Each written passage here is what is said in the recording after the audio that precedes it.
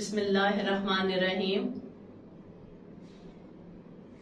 Students intermediate part 1، السلام علیکم. اسلام لازمی کے مضمون کے دوسرے باب اسوہ رسول صلی اللہ علیہ وسلم کا چوتھا لیکچر اسوہ رسول صلی اللہ علیہ وآلہ وسلم اور مساوات ہے. مساوات عربی زبان کا لفظ ہے اور اس کے معنی ہیں برابری رکھنے کے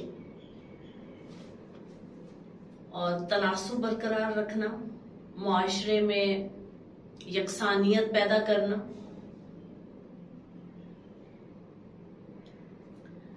اور اسلام کے مطابق مساوات یہ ہے کہ کوئی شخص اپنے حق سے محروم نہ رہے.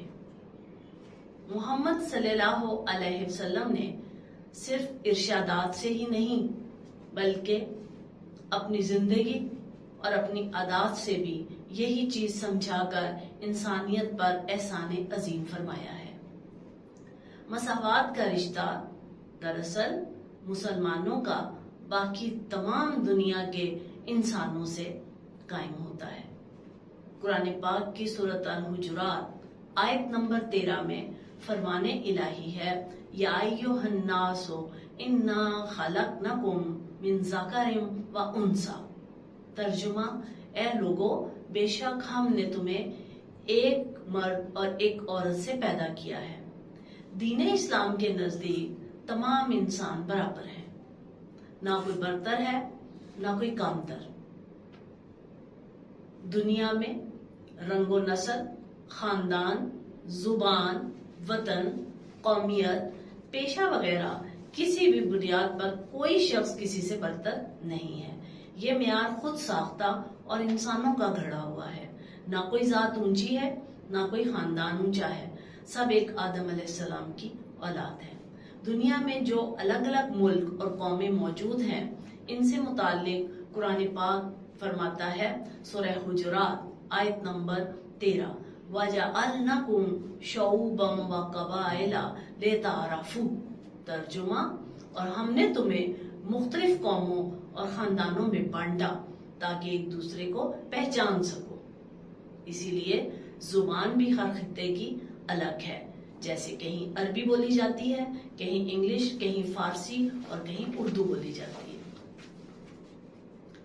سورہ یونس آیت نمبر 19 میں فرمان الہی ہے، وَمَا كَانَ النَّاسُ إِلَّا أُمَّةً وَاحِدَةً. ترجمہ، اور سب لوگ ایک ہی امت ہیں. حضرت محمد صلی اللہ علیہ وسلم نے ہمیں اپنے قول و عمل سے مساوات کا جو درس دیا ہے وہ تاریخ انسانی میں اپنی مثال آپ ہے. آپ صلی اللہ علیہ وسلم کے نزدیک امیر و غریب، شاہ و گدا، آقا اور غلام سب برابر ہیں. محمد صلی اللہ علیہ وسلم کے نزدیک سلمان فارسی رضی اللہ تعالیٰ عنہ، بلال حبشی رضی اللہ تعالیٰ عنہ، صہیب رومی رضی اللہ تعالیٰ عنہ کی قدر و منزلت قریش کے معززین سے کم نہ تھی. محمد صلی اللہ علیہ وسلم نے فتح مکہ کے موقع پر فرمایا، ترجمہ، اے قوم قریش، بے شک اللہ تعالیٰ نے تمہارا غرور اور نسب پر فخر کو ملیہ میٹ کر دیا ہے. تمام انسان آدم علیہ السلام کی نسل سے ہیں اور آدم علیہ السلام مٹی سے بنائے گئے ہیں. خطبہ حجۃ الوداع کے موقع پر محمد صلی اللہ علیہ وسلم نے فرمایا، ترجمہ، اے لوگو، تم سب کا پروردگار ایک ہے اور تم سب کا باپ آدم علیہ السلام بھی ایک ہی ہے، بس قطعاً فضیلت نہیں عربی کو اجمی پر اور اجمی کو عربی پر، سرخ کو سیاہ پر اور کالے کو سرخ پر، سوائے تقویٰ کے. ایک دوسرے موقع پر محمد صلی اللہ علیہ وسلم نے فرمایا، الخلق عیال اللہ. ترجمہ، تمام مخلوق اللہ تعالیٰ کا کنبہ ہے. مجلس صحابہ میں آپ صلی اللہ علیہ وسلم کے بیٹھنے کے لیے کوئی علیحدہ دوسروں سے نمایاں اور ممتاز جگہ نہیں ہوتی تھی. بہت سی روایات میں یہ بات ملتی ہے کہ جب باہر سے کوئی اجنبی آتا اور وہ آپ صلی اللہ علیہ وسلم کی مجلس میں پہنچ کر پوچھتا کہ تم لوگوں میں سے محمد صلی اللہ علیہ وسلم کون ہے؟ یہی معاشرتی توازن آپ صلی اللہ علیہ وسلم نے امت کو بھی سکھایا ہے، جس میں سب سے پہلے قانونی مساوات بہت اہم ہے۔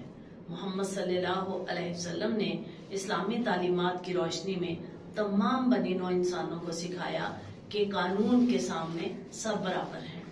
اس قانونی مساوات کا تقاضا ہے کہ معاشرے میں تمام افراد کو یکساں ترقی کے مواقع میسر ہوں۔ یہی وجہ ہے کہ اسلام میں غلامی کا کوئی تصور نہیں، ہمیشہ پیشہ اور ہنر تبدیل کرنے کی بھی آزادی ہے، اور اس سب کا لازمی نتیجہ ہے کہ اسلامی معاشرے میں جو کوئی کسی جرم کا ارتکاب کرے اسے بغیر کسی طبقاتی امتیاز کے سزا دی جائے اور کوئی رو رعایت نہ برتی جائے۔ محمد صلی اللہ علیہ وسلم کے عہد رسالت میں قبیلہ بنی مخزوم کی فاطمہ نامی ایک عورت چوری کے الزام میں پکڑی گئی۔ اہل قبیلہ نے بدنامی کے اور بے عزتی سے بچنے کے لیے حضرت اسامہ بن زید کو سفارشی بنا کر محمد صلی اللہ علیہ وآلہ وسلم کے پاس بھیجا تو نبی صلی اللہ علیہ وسلم نے فرمایا، اسامہ، کیا تم حدود اللہ میں سفارش کرتے ہو؟ پہلی قومیں صرف اسی لیے برباد ہوئیں کہ اگر کوئی امیر آدمی جرم کرتا تو اسے چھوڑ دیا جاتا، اور اگر کوئی غریب آدمی جرم کرتا تو اسے سزا دی جاتی۔ پھر فرمایا، اللہ کی قسم، اگر محمد صلی اللہ علیہ وسلم کی بیٹی فاطمہ رضی اللہ تعالی عنہا بھی چوری کرتی تو ان کا بھی ہاتھ کاٹ دیا جاتا۔ اسوہ رسول صلی اللہ علیہ وسلم میں دوسرے نمبر پر معاشرتی مساوات کی تعلیم دی گئی ہے۔ اسلام معاشرتی طبقات کی نفی کرتا ہے۔ عربوں کے ہاں سب سے زیادہ تذلیل غلاموں کی جاتی تھی، لیکن محمد صلی اللہ علیہ وسلم نے مساوات کا عملی مظاہرہ کرتے ہوئے اپنی پھوپھی زاد بہن حضرت زینب رضی اللہ تعالی عنہا کی شادی اپنے آزاد کردہ غلام سے کر دی، تاکہ لوگوں کے ذہنوں سے خاندانی تفاخر کو نکالا جائے۔ عبادات میں مساوات کی بات کی جائے تو اسلامی معاشرے کی پہچان مسجد مسلمانوں کے لیے مساوات اور برابری کی عملی تربیت گاہ ہے۔ مسجد میں نماز کے دوران امیر، غریب اور ذات پات کے حوالے سے کوئی تفریق نہیں روا رکھی جاتی۔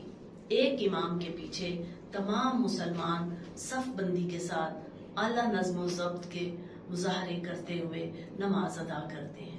شاعر مشرق علامہ اقبال رحمۃ اللہ علیہ فرماتے ہیں، ایک ہی صف میں کھڑے ہو گئے محمود و ایاز، نہ کوئی بندہ رہا نہ کوئی بندہ نواز۔ حج کے دوران قریش کعبہ کی تولیت اور نسبی تفاخر کی بنا پر عام لوگوں سے الگ مزدلفہ کے میدان میں قیام کرتے تھے۔ محمد صلی اللہ علیہ وسلم نے اسے سخت ناپسند فرمایا، اور نبی مبعوث ہونے سے پہلے اور بعد میں بھی آپ صلی اللہ علیہ وسلم ہمیشہ عام لوگوں کے ساتھ قیام فرماتے تھے۔ یہی وجہ ہے کہ اسلام میں بزرگی کا معیار ذات پات، خاندان اور قبیلہ کی بجائے نیکی اور تقوی کو بتایا گیا ہے۔ معاشی مساوات کسی بھی معاشرے کی ریڑھ کی ہڈی کی مانند ہے۔ محمد صلی اللہ علیہ وسلم نے احکام الہی کی روشنی میں معاشی مساوات کو فروغ دیا۔ قرآن پاک نے سود حرام قرار دے کر ایک استحصالی گروپ کا خاتمہ کر دیا، جو امیر بن کر غریب اور مظلوم طبقے کے لیے مسلسل ذہنی اور روحانی اذیت کا باعث بنا رہتا ہے، جبکہ دوسری طرف اسلامی معاشرے میں امیروں کو ترغیب دی جاتی ہے کہ اپنے روپے پیسے سے زکوٰۃ اور صدقے کی مد میں غریب اور نادار طبقے کی معاشی مدد کی جائے، مزید یہ کہ قرض حسنہ دیا جائے تاکہ معاشرہ امیر اور غریب دو طبقوں میں نہ بٹ جائے، بلکہ ایک خوشحال معاشرہ فروغ پائے جہاں سب امن اور سکون سے زندگی بسر کر سکیں۔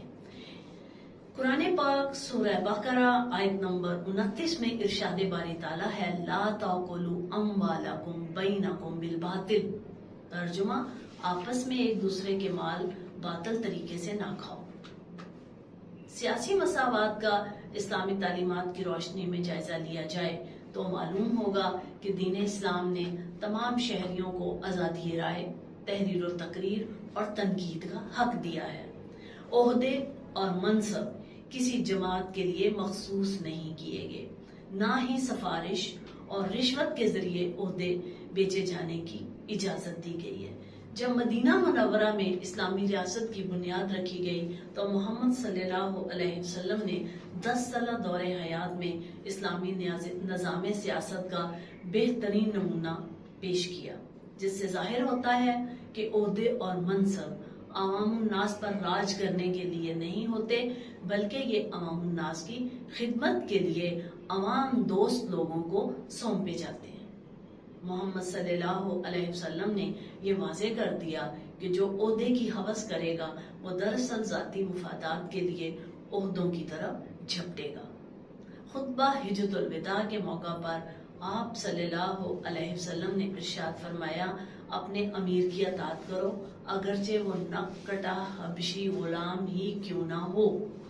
اسی طرح ایک دوسرے موقع پر آپ صلی اللہ علیہ وسلم نے حضرت اسامہ بن زید رضی اللہ تعالیٰ عنہ کو امیر لشکر تجویز فرمایا، جبکہ اس لشکر میں بزرگ صحابہ بھی موجود تھے۔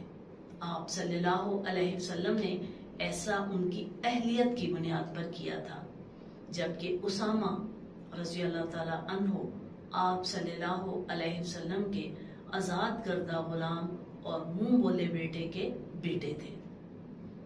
یہ تھی مساوات کی اعلیٰ مثال جو ہمیں اللہ کے نبی صلی اللہ علیہ وسلم نے عملی طریقے سے سمجھائی۔